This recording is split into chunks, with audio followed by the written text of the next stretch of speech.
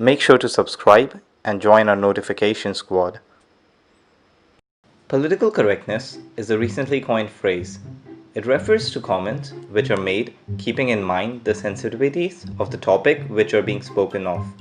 To say with a few examples, calling a person of African origin a nigger, or a Hispanic as spick, or a German as crot, which was popular amongst the victorious Americans after the Second World War, are all politically incorrect comments. The celebration of Columbus Day in the United States is often seen as a celebration of European pillage and destruction and ultimately genocide of the entire native population of North America, which were decimated. Other such politically incorrect celebrations and actions continue to exist in the world, and there is no specific yardstick to measure political correctness. This is to say that outrage is very subjective, and it varies across societies. Considering all this, one would expect the political leaders to require at least some basis of having this correctness as essential quality to assume office. However, that is far from the truth. Political leaders have been known to make scientifically outrageous, ill-informed, and sometimes very morally indecorous comments in the public sphere. It has often shaped the public opinion around them and cost them their seat of power, whereas in other times they have simply been able to rule on.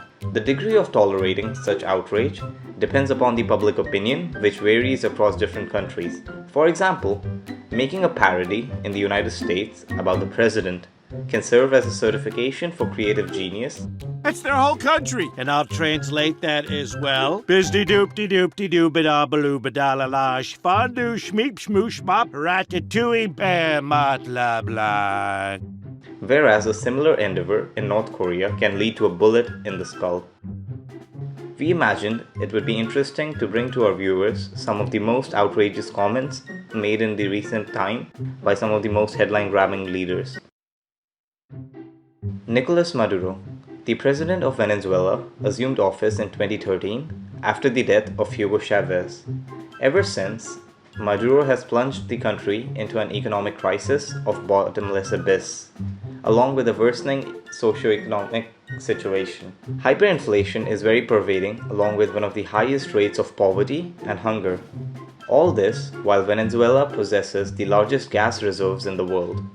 Mr. Maduro is eccentric, loves the fine pleasure of life, and was seen dining and enjoying an exotic preparation of empanada, a pastry baked in bread with fillings at a Salt Bay restaurant, while most of his countrymen went hungry. At another instance, Maduro said the simplest solution to the food shortage facing the country is to eat less. It has been estimated that a good percentage of the Venezuelan population has lost nearly 10 kilos of body mass due to the ongoing food shortage. Mr. Maduro has also made some distasteful comments about his political rival, Enrique Capriles, when he said, "I have a wife, listen, I like women. How good is the kiss of a woman, right?" A prodigy of the deceased Venezuelan President Hugo Chavez, who was very well loved by the people of his country, Maduro claimed to have gone and slept on the dead president's grave, perpetrating that he drew inspiration from the former leader, and at another time claimed to have seen Chavez's spirit in the form of a songbird, which led to a lot of memes being circulated. Rodrigo Duterte assumed the presidency of the Philippines in June 2016. At the age of 71, he was the oldest president-elect in the history of his country. Hailing from a politically active family, Duterte, whose father was a mayor of the city of Danao, ran for the presidency based on a promise to clean up the drug problem of Philippines, which is a major issue plaguing the country. Since assuming office, Duterte has cared about political correctness as much as a dog cares about losing some strands of their fur. His tough stance on drug dealers has been marked by him comparing their executions to that of the Jewish people during the Holocaust. He said at least Germany had Hitler, the Philippines wouldn't, while earlier commenting that Hitler massacred 3 million Jews. Now there is 3 million drug addicts. I'd be happy to slaughter them. Hitler massacred 3 million Jews. Now, there's a 3 million drug addicts. There are. I'd be happy to slaughter them. Despite the discrepancy in the number of Jews killed, the spirit of the comment was not missed. At one time, the former US President Barack Obama was called a son of a whore by Duterte ahead of a meeting over territorial dispute with China. You must be respected. Do not just throw away questions and statements. Putang ina, mumurahin kita dyan sa forum na yan. Which Obama was scheduled to mediate. Obama later cancelled the meeting. At one point, on the same ongoing dispute with China over the South China Sea, Duterte said he would go jet skiing there with the Philippines flag. In another novelty of ribald remarks, the president called Pope Francis, while the pontiff was making a visit to the country, a son of a whore, and implored him to leave the country, saying, "Do not visit us again."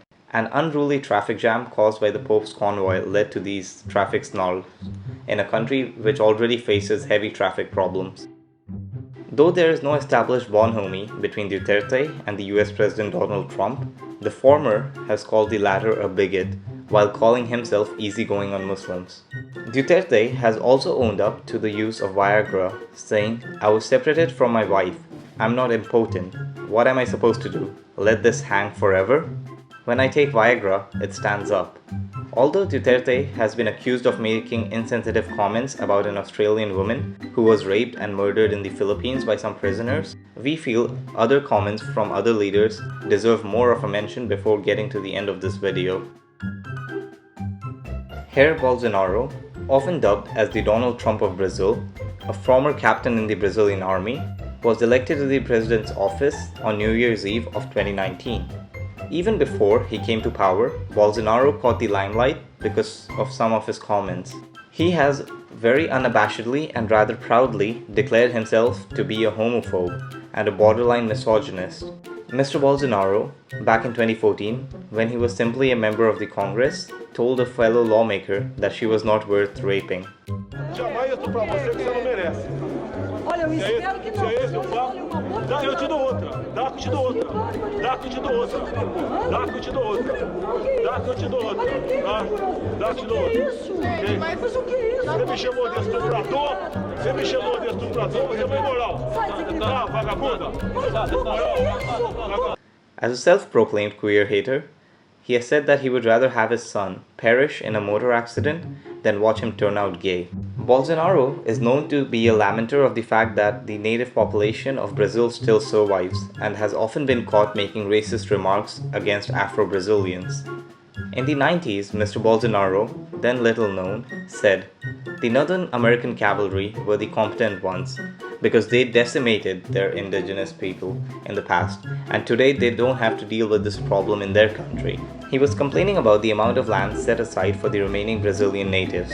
He is also referred to as the Trump of the tropics by the Brazilian media. Once after visiting a Quilombo, which is a settlement of descendants of runaway slaves, he said, "I visited a Quilombo and the least heavy Afro-descendant weighed 7 arrobas. They do nothing, they're not even good for procreation. Arroba is a quarter of a quintal, which is the average weight carried by a donkey." Eu fui num quilombola em Eldorado Paulista. O afrodescendente mais leve lá pesava 7 arrobas. Não fazem nada. Eu acho que nem para procriadores. Kim Jong-Un. The Kim dynasty is the only officially declared communist dynasty in the world today. Kim Jong-un, believed to be the second son of Kim Jong-il, became the supreme leader of the Democratic People's Republic of Korea, or North Korea, in 2011, after the demise of his father. Much of the affairs of the Hermit Kingdom remains shrouded by a firm iron curtain. Though not much can be said about Kim's outrageous comments, as can be said about his extremely out-of-the-world lifestyle, the North Korean leader has been known to issue frequent nuclear threats, often warning to hit continental US. Kim Jong-un enjoys frequent champagne, expensive cigars, and other heavy liquor. He has befriended American basketball star Dennis Rodman and often hangs out with the player. Mr. Kim has called the American president a dotard. However, at the summit in Hanoi, Mr. Kim was not at all the projected monster, but he was rather a very professional politician and spoke with all the panache of conduct which is expected from a leader instead of the gauche that the popular media portrayed him with. Not much is known about his outrageous comments to the outside world, but he has his subjects believe that the bodily function of excretion is something that he and his ancestors, namely Kim Il-sung and Kim Jong-il, have totally done away with. All of this amidst the well-known secret that Mr. Kim guards his excrements by carrying his own toilet seat to wherever he and his entourage goes. The 45th President of the United States, Donald J. Trump, occupied the Oval Office from the 20th day of January 2017 after becoming the oldest president-elect in the history of the United States. In all fairness, Mr. Trump deserves an entire episode dedicated to all things outrageous that he has said. During his presidential campaign, an old tape of him surfaced making sledge talk and haranguing women in general by calling for them to be grabbed by the pussy, the only statement for which he apologized publicly. Other than that, Mr. Trump is known often to use colloquial language to describe events of historic importance. For instance, when the leader of ISIS was eliminated in October 2019, Mr. Trump described the events of the mission by using typical onomatopoeic words. Abu Bakr al-Baghdadi is dead. He died like a dog. He died like a coward. Or canine, as they call. I call it a dog.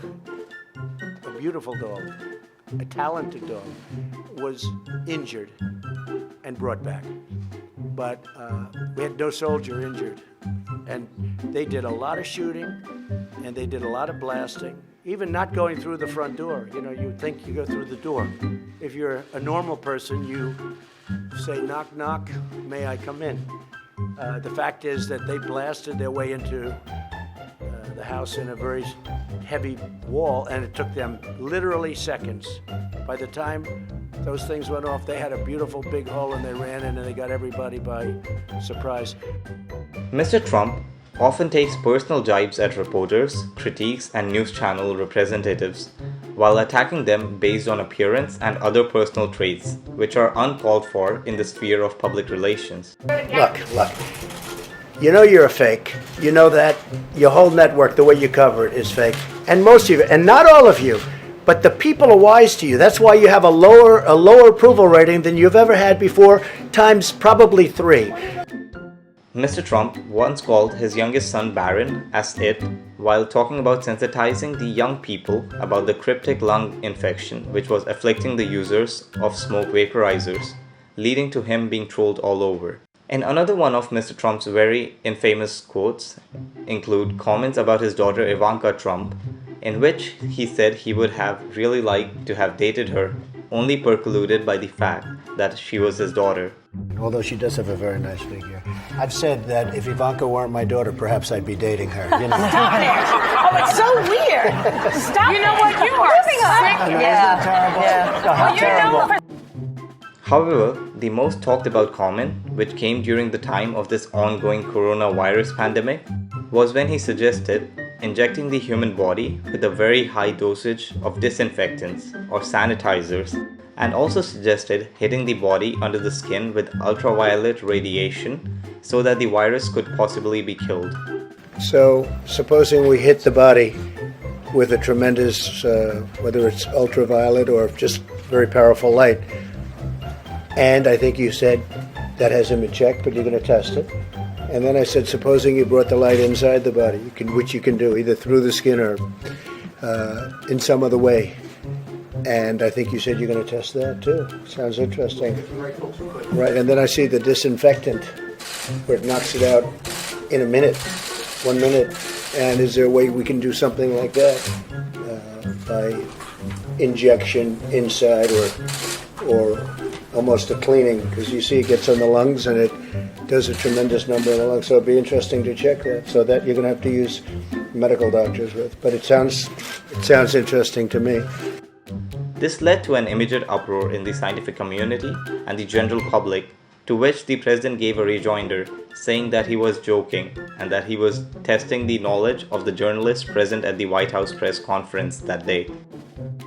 As people often say that the line between the fact and fiction, myth and reality, is very frequently a blur, and that reality is stranger than swan tales. Only time will tell how much fantastic will the real world get. where the fictitious seems to be becoming only more and more plausible. Make sure to subscribe, like, and share the video. See you next time.